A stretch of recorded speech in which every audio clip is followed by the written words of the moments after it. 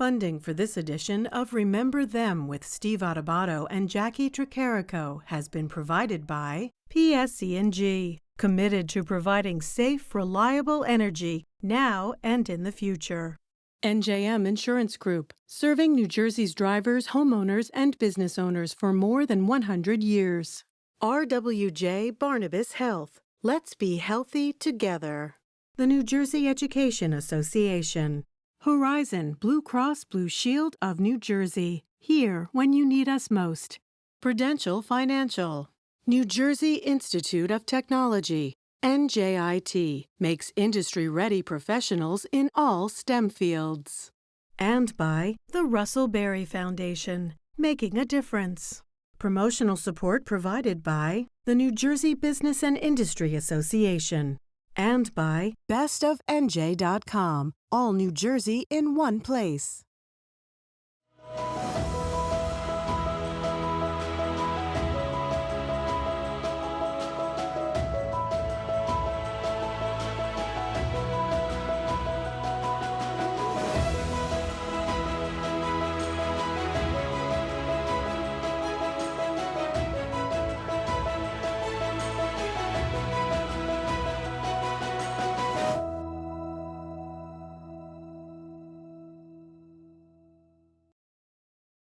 Hi, everyone. Steve Adubato for Remember Them with my colleague Jacqui Tricarico. Today, we recognize two giants in the judicial world. Over my left shoulder, you'll see Justice William Brennan, the author of that book, Stephen Wermiel, who is a professor of law, who talks to us about Justice Brennan, born and raised in Newark, New Jersey, served on the Supreme Court in New Jersey, but also on the U.S. Supreme Court for many, many years, but also Antonin Scalia.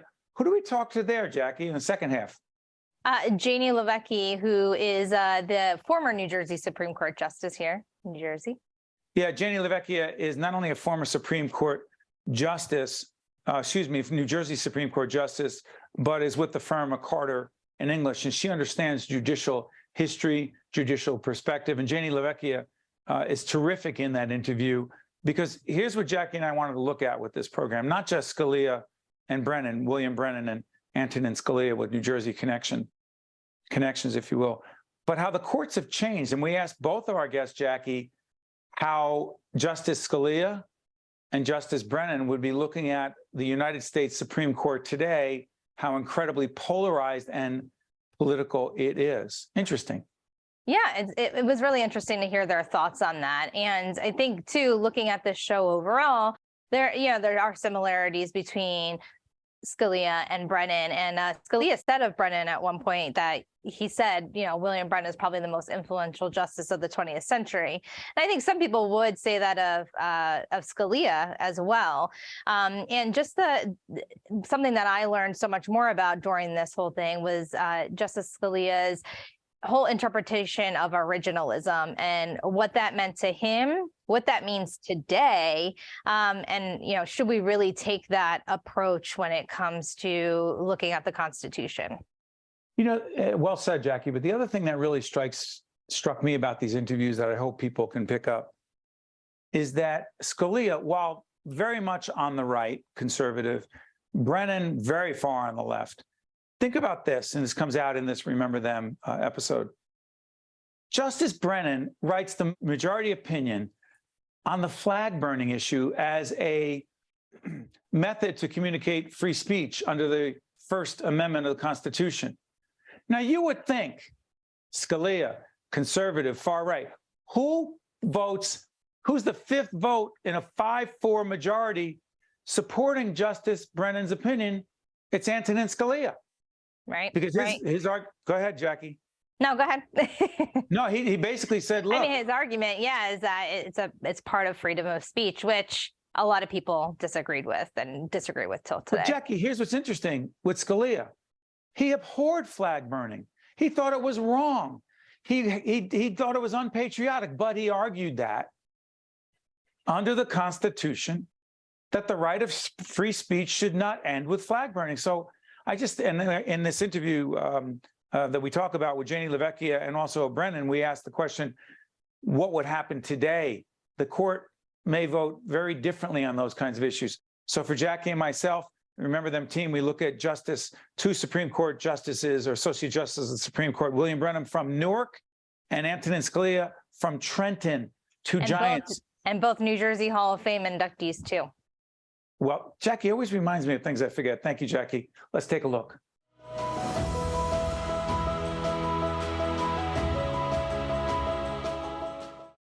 The son of Irish immigrants, William Brennan attended public school in Newark, graduating from Barringer High School. Upon earning a Harvard Law degree, Brennan returned to New Jersey and entered private practice at the firm of Pitney Hardin. After military service during World War II, he again headed back to the Garden State, where he was appointed first to the Superior Court and then to the New Jersey Supreme Court. Although a Democrat, he was appointed to the U.S. Supreme Court by a Republican president in 1956, where he served until his retirement in 1990. An outspoken liberal, Justice Brennan wrote more than 1,300 opinions, many of which championed individual rights and expanded the right of free speech. His success in forging consensus on divisive issues speaks not only to his intellect, but also to him as a person. We're now welcomed by Steve Wermiel, who is professor of practice of law at American University, Washington College of Law, and the co-author of that book over my left shoulder, Justice Brennan, Liberal Champion. Good to see you, Steve. Thanks for having me. You got a professor. Let me ask you, Remember Them is all about remembering people who have some New Jersey connection, but also often had an impact on the state, the nation, and in many cases, the world. We should remember Justice Brennan because? Exceedingly influential as a justice, helped lay the foundation for all of our understandings of rights in the Constitution, believed deeply that the Constitution should be understood to protect individual dignity. But I would also say never forgot his New Jersey roots. He was proud of his New Jersey roots. Born and raised in and around Newark, New Jersey, if I'm not mistaken. And his dad, very involved in politics, influenced his career. But is it fair to say that Justice Brennan, while obviously being very progressive, liberal, weighed in heavily on gay rights, abortion rights, opposed to the death penalty, was for affirmative action, very firmly for affirmative action, that Justice Brennan was not a, quote, political jurist? You know, it's become popular for the conservatives to criticize him as being political. He thought of himself as totally unpolitical. His father, as you suggested, was very involved in Newark politics, became one of the city leaders in the late 20s and early 30s, and wanted his son to get involved in politics. And Justice Brennan campaigned, I think, once with his father, and then said, "That's it, I've had enough." He didn't really want to be involved in politics, and he thought that he was a good jurist. He believed he was interpreting the Constitution and the laws in a way faithful to his view of that process. Professor, let me ask you this. In one of the cases that our guest talked about was a case in which I believe Justice Brennan wrote the majority opinion, 5-4 opinion, on the flag burning case, the right of an American to burn a flag and have it be considered part of their quote unquote free speech under the U.S. United States Constitution. The fact that Brennan and Scalia, very different views, were the same on this, could that ever happen today in your view, or is it likely to happen today? It would be harder to have it happen today. If it happened today, it would be more likely to be on a free speech issue than anything else. Not flag burning. But it would be harder to get there. Well, you know, Scalia believed that burning the flag was a form of protest, and you couldn't single out the content of that protest and prohibit it. That went against the sort of basic view of free speech. And Brennan, I think, believed that even more deeply than Scalia, and that's what brought them together on that issue. It would be harder. It would be a lot harder to get that unity today. So when you think about today, Professor, that when it comes to affirmative action or abortion rights, Roe v. Wade in the process of being overturned, a very significant decision by the courts, the Supreme Court on the federal Supreme Court, the U.S. Supreme Court, which has now turned it back to the states on so many levels. To what degree do you see, Professor Wermiel, Justice Brennan's legacy being torn down by the current court? It is, sadly, from my standpoint, it is being eroded.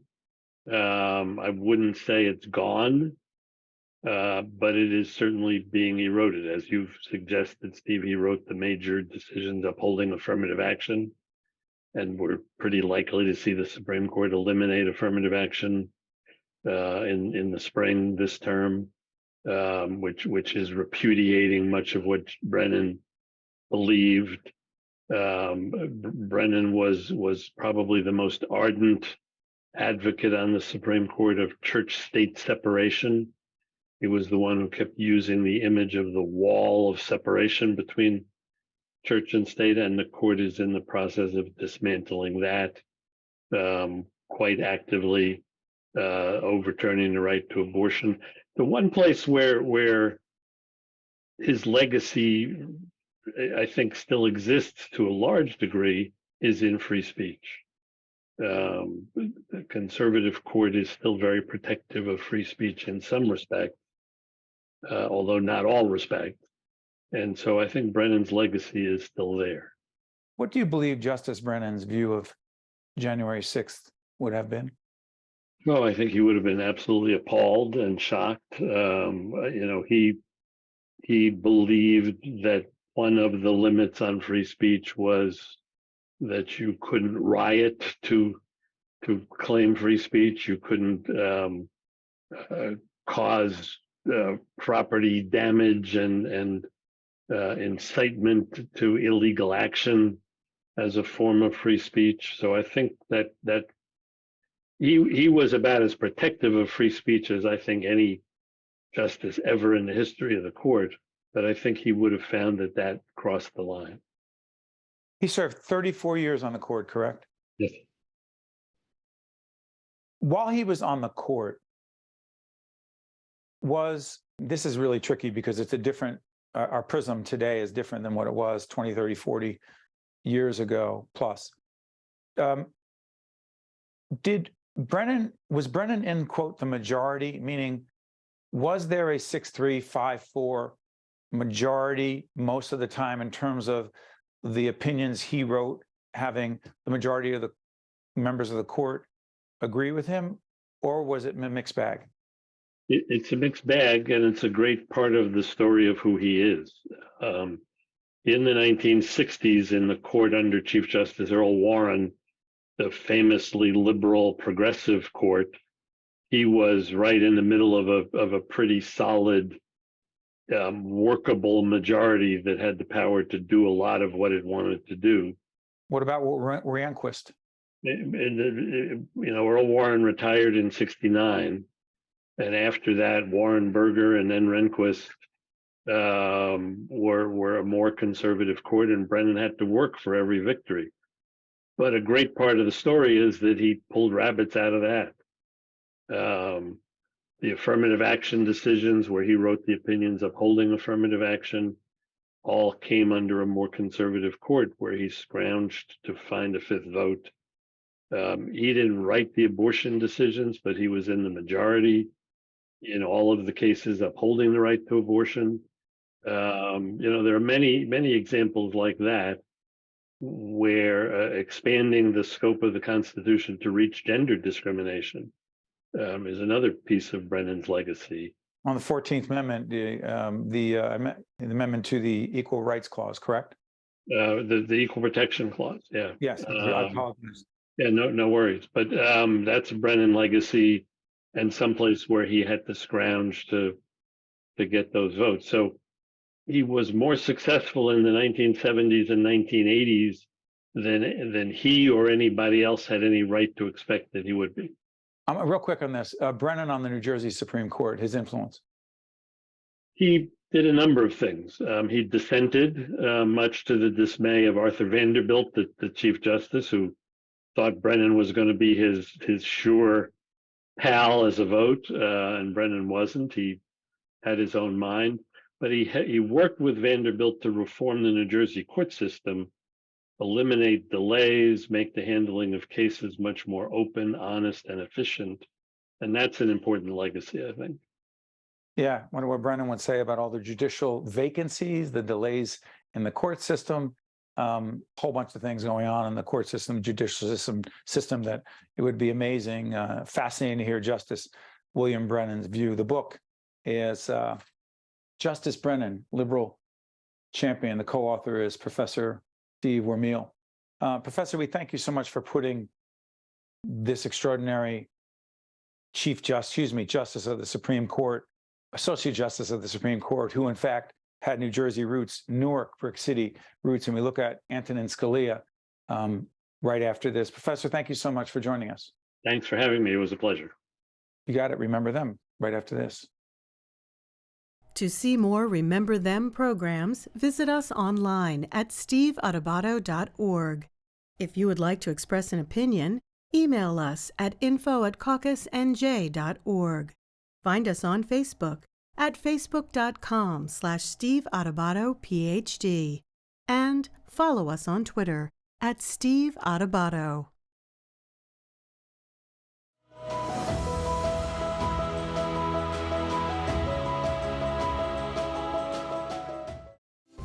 Born in Trenton, Antonin Scalia graduated from Georgetown University and Harvard Law, eventually becoming a professor of law at the University of Virginia in 1967. 4 years later, he began his career in public service under President Nixon, eventually being named as Assistant Attorney General for the Office of Legal Counsel. After a stint teaching, President Reagan nominated him for a seat on the D.C. Circuit Court of Appeals, where he built a conservative record while also winning legal admiration for his powerful and witty writing. That led in 1986 to him being nominated to the Supreme Court and unanimously confirmed by the Senate. The intellectual anchor of the court's conservative wing, he was nonetheless admired by legal observers of all stripes as a fierce advocate of his point of view. Don't forget that the Bill of Rights was an afterthought. It was not what they debated about in Philadelphia. While his friendship with liberal icon Justice Ruth Bader Ginsburg and love of opera showcased his wide-ranging love of life. We're now joined by Jaynee LaVecchia, retired Justice of the New Jersey Supreme Court and a partner at McCarter English. Judge, good to see you. Great to see you too, Steve. Thanks for having me. It's our honor. Antonin Scalia served on the United States Supreme Court from 1986 till his death in 2016. His most significant impact and contribution to justice in this nation would be? His lasting impact on changing, I think, the legal culture and how we approach questions of law. He insisted on judges having a principled approach that they would follow in addressing questions. And he was so insistent on requiring that of himself and others, he changed the way other judges approach the law. He wanted people to focus on the words of a statute and the words of a constitution. And I think after he insisted on that year after year after year in dissents, sometimes in majority opinions, I think judges now are loath to ever start an analysis without looking precisely at the words first and foremost. You know, it's so interesting, Judge. Antonin Scalia, seen by many, accurately so, as a very conservative justice on the Supreme Court, had meaningful relationships with others on the Supreme Court, including Ruth Bader Ginsburg. They had a real friendship, a genuine friendship. Enjoyed debating law, teaching the Constitution. But, and unless I'm wrong about this, in reading about Justice Scalia from Trenton originally, then moved to Queens, so there's a New Jersey connection. Not personal, not acrimonious, or am I engaging in what I want to believe? Well, I think he did enjoy very close, friendly, humorous, warm relationships with his brethren on the court. And he enjoyed the combat of the battle, I think is how he would view it, the give and take of argument in front of the court. Sometimes he got a little sarcastic in his question and a little But personal attacks? No, I think he used sarcasm and humor and very direct questioning to get at the heart of the matter and what was troubling him about an advocate's position. So advocates, I believe, found it helpful to know that right up front in order to be able to deal with it. In fact, Justice Kagan spoke about this. Her first argument before the court happened to be, of all things, citizen union. So she argued citizen union as a first-time appellate advocate, and right out of the box, she was questioned really hard by Justice Scalia. And in her remarks about him after he passed, she said how much she welcomed that. Even though it threw her for a loop initially, it made her focus more intently on her argument and get her legs steady under her. So was citizen union case about, I'm sorry for interrupting, was that citizen union case about money in campaigns? That's correct. Just clarify. I have to ask you this. Originalism, textualism, very much tied to the rule of law, Constitution interpreted as it's written as, again, no interpretation, it's what it is.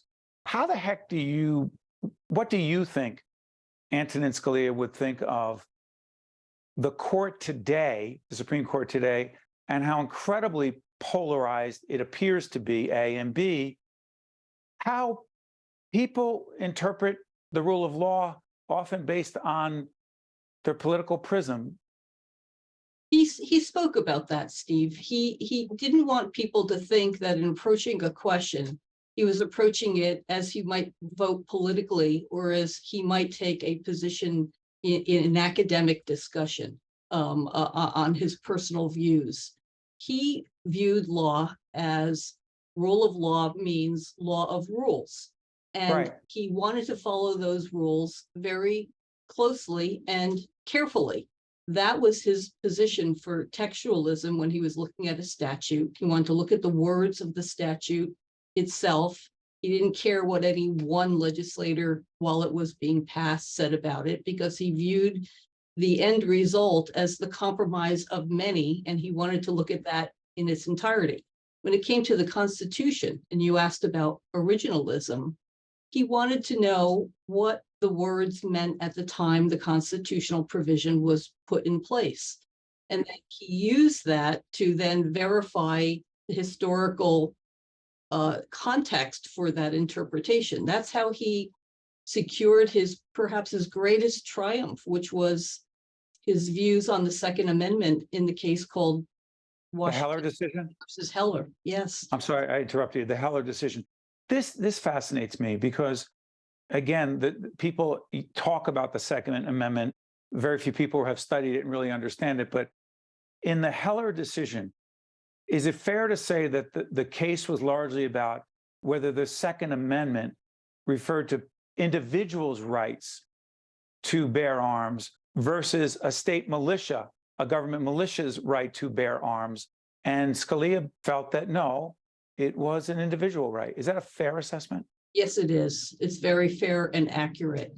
That's what he concluded. And yet, interestingly, he never viewed the right to bear arms, which he looked at back in time and what he viewed the framers of the Constitution and the Bill of Rights meant when they put those words in place. It didn't mean just the kind of weaponry that existed back at that point in time. So there was a little bit of flex in his application of his understanding. Bearing arms included modern arms. So I think about January 6th, and I think about what many view as take out the politics, which is hard, but this is not why you're here. It's talk about law and justice and the courts. The role of the courts in A, and B, how you believe Scalia would look at the need to, in a fair judicial fashion, deal with those who are engaged in what some believe, many believe, to be a violent effort to overthrow the government with weapons? Or do you think he would care who they were and who they voted for and who he might have voted for? again, don't want to overcomplicate it, but it seems so clear that the rule of law is the rule of law, regardless of who you voted for or whether you're blue or red. Or help us on this, Judge. I would like to think from his past work, his body of work, that he would not care who people were. He would apply the rule of law as he understood the words of a particular statute applied to an individual. Now, there are two things I'd like to point out about that. One, Sure. Justice Scalia was very protective of the rights of defendants. He was, and people attribute that to the fact that he spent time on the lower court setting when he was a judge on the Court of Appeals in DC. So he was very meticulous about procedure and about the rights of defendants. He did not care at all for unreasonable searches and seizures that, in his view, required warrants. And he held, surprising to some people, contrary to the government on many of those situations. He was concerned about government overreach, prosecutorial overreaching, if you will. I'm sorry, Judge, go ahead. Yes, no, you're right. I'm nodding because I agree with you. He would follow his principles, even if the principles and the application of the law led to an outcome that he might personally find distasteful, which is why he was able to provide the fifth vote in the flag burning case. Okay, so for those who say, America, love it or leave it, you burn a flag, that's it, that's a crime, you're going. Scalia said what? Scalia said it's part of First Amendment rights to be able to engage in that speech. He was the fifth vote that upheld that right. Justice Brennan, another New Jersey son, wrote the opinion. But interestingly, there would not have been a majority of the court if Justice Scalia had not joined that majority. And when he talked about it later on, speaking to students or gatherings of lawyers and judges, he said, yes, I really didn't care for that result at all, but my analysis required me to go there. Wow. And Justice Brennan, as we looked at as well, and remember them, a very progressive, some say liberal, left-leaning justice of the Supreme Court from Newark, New Jersey. Justice Scalia from Trenton moved to Queens, as we said, and arch conservative on the court. He was the fifth vote, along with Brennan and others. Judge, it's an amazing time. And P.S., Scalia loved teaching law, right? He absolutely did. He spoke to students everywhere, frequently coming to New Jersey. He was speaking to a group of high school students from New Jersey that were visiting him at his chambers. And they asked, what's the most important right? And he said, well, New Jersey, the US government has a number of rights in the Bill of Rights, but there were more in the old Constitution of the Soviet Union. The most important thing is separation of powers, because unless you have no overreaching by any branch of government, it doesn't matter how many rights you write in the Bill of Rights, you need a government to enforce them. And that's what he saw as the role of the judiciary. Judge Jaynee LaVecchia, a retired justice of the Supreme Court in New Jersey and also a partner at McCarter English. To all of our friends at the firm at McCarter English, please give our best. We cannot thank you enough, Judge, for joining us and putting Justice Antonin Scalia in perspective on Remember Them. Thank you so much. Thank you for having me. It's been a pleasure. And for those of you who appreciate the historic significance of Remember Them, we appreciate you staying with us, watching us, and check out our website to find out more. Thanks for watching. We'll see you next time. Remember Them with Steve Adubato and Jacqui Tricarico has been a production of the Caucus Educational Corporation. Funding has been provided by PSE&G, NJM Insurance Group, RWJ Barnabas Health. Let's be healthy together. The New Jersey Education Association, Horizon Blue Cross Blue Shield of New Jersey, Prudential Financial, New Jersey Institute of Technology, and by the Russell Berry Foundation. Promotional support provided by the New Jersey Business and Industry Association and by bestofnj.com. So you are breaking up with me? Oh, yeah. Please do not tell me it is the policy puffin. Actually, it's NJM. Wow. They don't even have a mascot. That's kind of the point. Ouch. Well, I am not paying for dinner. Well, I'm saving money with NJM, so that's fine. This year, upgrade to NJM and see how much you could save. Unbelievable. No jingles or mascots, just great insurance. NJM. Get a quote today.